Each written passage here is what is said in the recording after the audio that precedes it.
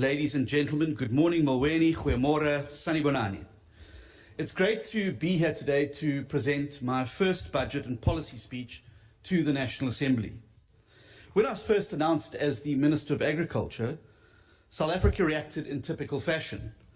There were memes of me wearing tight-fitting boerable shorts and veldskoene, pictures of me riding tractors and horses, and of course the very teasing renaming of me as John Deere.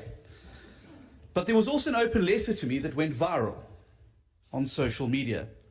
It was thoughtful and considered and offered me some sound advice and encouragement for the path that lay ahead. In his letter, the author told me that agriculture was not just farming.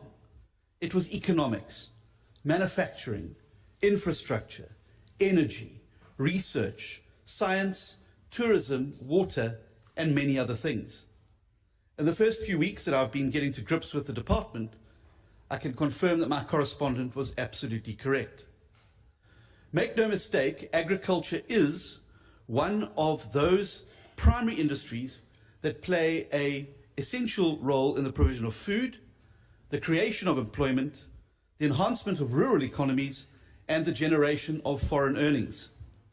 The sector contributes an average of 2.8% to the national economy, measured in gross democratic product, and roughly 6% to total employment.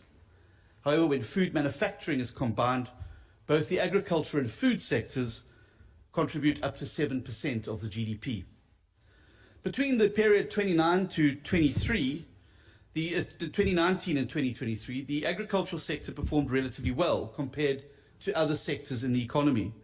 This is despite the challenges that were brought around as a result of the COVID-19 pandemic and the lockdown regulations. The July 2021 unrest, which disrupted food supply chains, and the conflict between Russia and Ukraine, which saw input costs and tariffs and trade flows of commodities like fertilizer, wheat, sunflower, and rice, amongst others, being affected. Despite this, during that period, the agricultural economy increased by more than 25% in value added, creating over 113,000 new jobs and expanding agricultural imports by roughly 47 billion rand. This growth can be attributed to the agility of the farmers and the value chain players and their adaptability to vulnerabilities like COVID-19 and conflict. I now want to turn to the Agricultural and Agro-Processing Master Plan. This was a master plan that was adopted in 2022 and is the framework upon which the agricultural sector is premised. The AAMP adoption process has enjoyed broad sectoral support, and I wish to make it clear to both the industry and to this committee that I have no intention of reinventing the wheel. Instead, the focus will be on rapidly accelerating the objectives of the AAMP and ensuring that my department upholds its commitments contained in the plan. The sectoral plan contained in the AAMP is anchored on a commodity value chain approach, and the value chain roundtables and transformation scheme have been established, reporting to the AAMP Oversight Executive Committee that I will chair.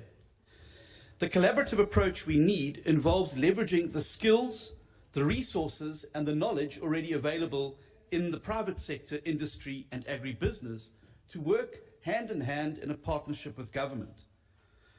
The leadership of my predecessor established very close and mutually beneficial relationships with the industry, and I believe that we are on the right pathway in this regard. I'm a firm believer in the importance of the coexistence of small and large farmers and agribusiness. The AAMP shares these very same principles and will make my job a lot easier to drive. The role of the Department of Agriculture is to provide a national framework to promote sustainable food security and an enabling environment for the agricultural sector to work and grow. This then requires a policy and regulatory environment that is modern, progressive, and in line with international standards.